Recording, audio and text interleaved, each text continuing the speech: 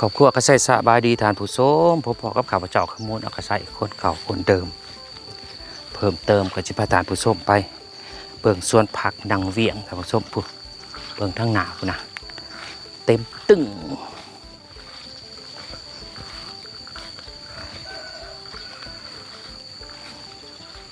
อันนี้เป็นเห็ดอย่างท่านผู้ชม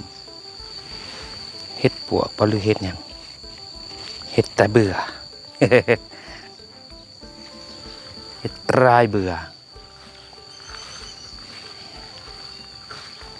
ปอดเธอพิลึก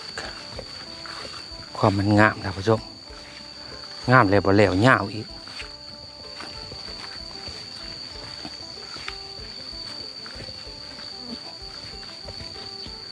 โอ้มีตัวนูตกน้ำคือตัวบักใหญ่คือตาย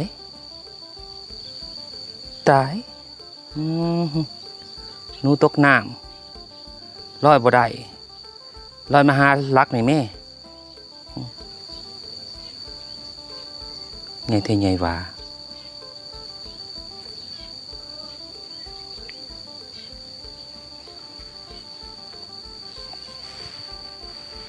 พูดเบิ่งพักนะเบิ่งท่านผู้ชมตัวบักใหญ่สิอันเอาไม้ใส่เพิ่นบ่ขึ้นก็ยาเพิ่นแล้วเพิ่นบ่ขึ้นเองเพิ่นย่านคือว่าเลยท่านผู้ชมห้องนั่งเวียงก็บ่ได้ยินนั่งเวียงเวียงก็บ่เวียงเบิ่งพักนะ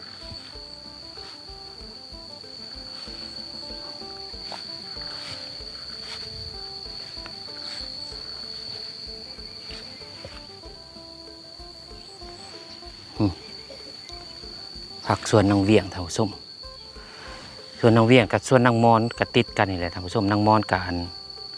ลงได้ลายเติบเลยได้ครึ่งดินเลยท่านผู้ชมนี่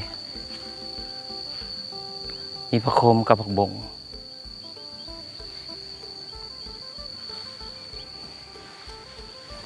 ส่วนนางเวียงกับมีผักโคมผักบงลกออกแล้วท่านผู้ชม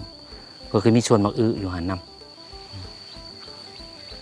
เมืองผักบงนะงามแท้งามหวาท่านผู้ชมงามบริเอรอ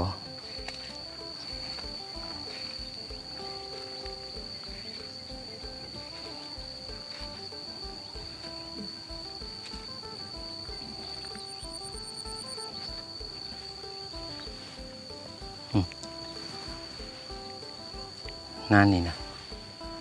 บ้างามงามแท้งามหวาท่านผู้ชม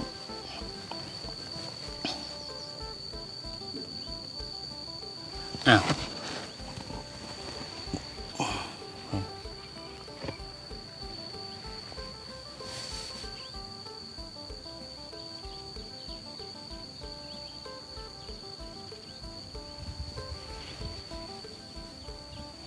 เบิ่งตัวหน้ากากบักงามท่านผู้ชมที่ลืมขั้นห่มไหวอยวนสวนหนองไผ่สับสิได้กลับไปเอาขั้นห่มอีกเสียแล้วเนาะลืมขั้นห่ม3ทานผู้ชม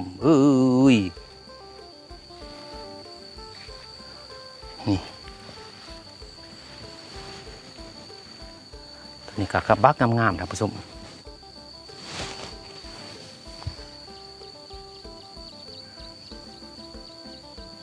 บ่มีขี้ลายได้นี่งามได้ฝนตกสายเป็นแห้งงามท่านผู้ชมเอ้ย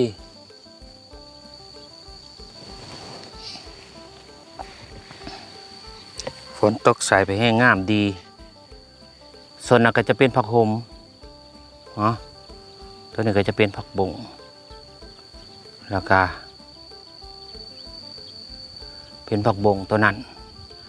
เอาออกนะท่านผู้ชมผักบงนะเนาะผักโขมส่วงฝนนี่บ่ค่อนข้างอันนั้นปานใดแต่ว่าผักบงนี่พี่เหลือกลายผักบงออกคักดีท่านผู้ชมอันนี้เป็นสภาพล่าสุดสำหรับสวนนางเวียงนางมอนโซนถึงท่านผู้ชม นี่ของนางมอนกับหากระเห็นแต่ผักบงอยู่หันเนาะกับผักคมย่างบักหลายๆท่านผู้ชมพี่หลอกนี่เพราะว่านางมอนเล่าอันปลูกมุนบามืมุน2 มือลงเท่านึง2 มือลงเท่านึงเพราะว่าเรามีอยู่2 ส่วนเนาะแล้วก็เราไปขายเองบ่ได้ขายให้พ่อค้าคนกลางบ่คืออันนางเวียงนางนุชจะลงเผือกบาทเดียวเพราะว่าขายยกเลยบาทเดียวท่านผู้ชมเอาออกบาทเดียวเลยก็เลยได้เห็ดต่างกันระหว่างนางมอนกับซุมนางเวียงนางนุชเนาะ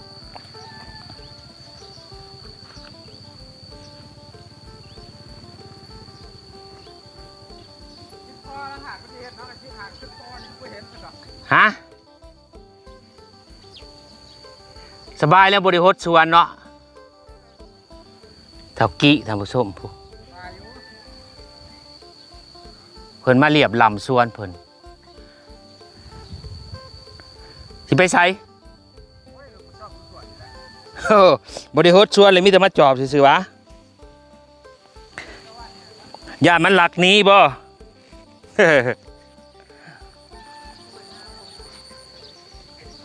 หนูน่ะตกอ่างน้ำในตัวบักใหญ่หนึ่งกี้หนูน่ะดิตัวบักใหญ่ไหนนี่นะอ่างน้ำอีเวียงนี่นะโอ้ยซ้ำแคนที่บ่จัก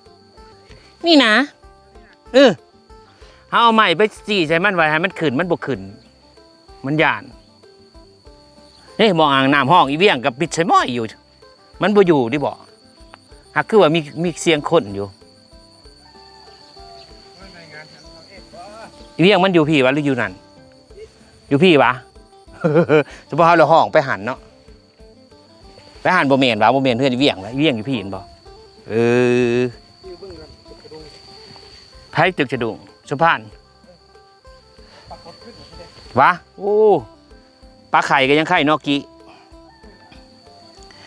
กะสีประมาณนี้เนาะขอบใจท่านผู้ชมที่ติดตามตั้งแต่ต้นจนจบส่วนเป็นกำลังใจแก่ครอบครัวนางเวียงในการเหตุการเกษตรและก็เป็นกำลังใจแก่ข้าพเจ้าในการเหตุคลิป